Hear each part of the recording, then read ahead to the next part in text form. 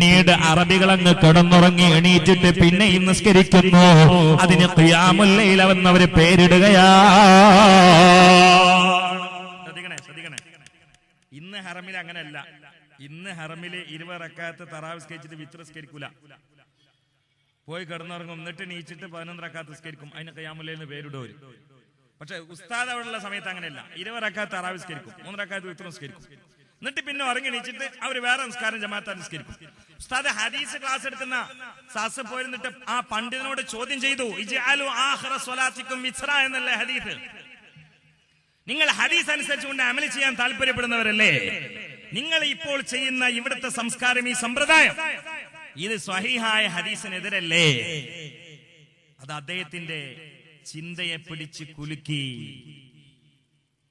പണ്ഡിത സഭ പെട്ടെന്ന് കൂടി തീരുമാനം മാറ്റി.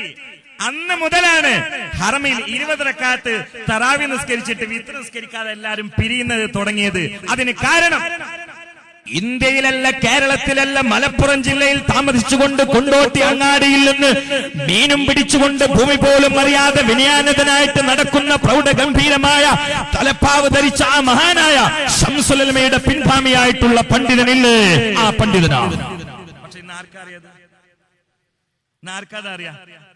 ഹറമുകളിൽ തിരുത്താൻ ഉസ്താദിനെ പറ്റിയെന്ന്. ഇത് ഇന്ത്യയിൽ ആർക്കെങ്കിലും പറ്റുമോ? പക്ഷെ ഇതൊന്നും മാസികയിലില്ല, സുവനീറിലില്ല. കാരണം എന്താ?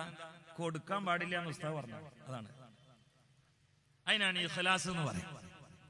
ജഗബോഗയും ചാടുന്നതിൽ വേണ്ടാന്ന്. ഇത് അള്ളാഹ്ക്ക് വേണ്ടിയാണ്. അത് ആ അറബികൾ മറന്നൊരു കാര്യം ഞാൻ ഓർമ്മപ്പെടുത്തുകയാണ്. അതൊക്കെ എന്റെ കറാമത്തായിട്ട് എഴുതിയേക്കാം. നിങ്ങളെന്താ വിഡ്ഢികളാണോ? അതുകൊണ്ട് അത് മാസിക കൊടുക്കാൻ പാടില്ല. അതുകൊണ്ടാണ് അത് പുറത്ത് വെളിച്ചം കാണാത്തത്. അപ്പൊ ആ മനുഷ്യന്റെ ഹൃദയത്തിൽ അള്ളാഹ്ക്ക് വേണ്ടി പണിയെടുക്കുക എന്നുള്ള ബോധം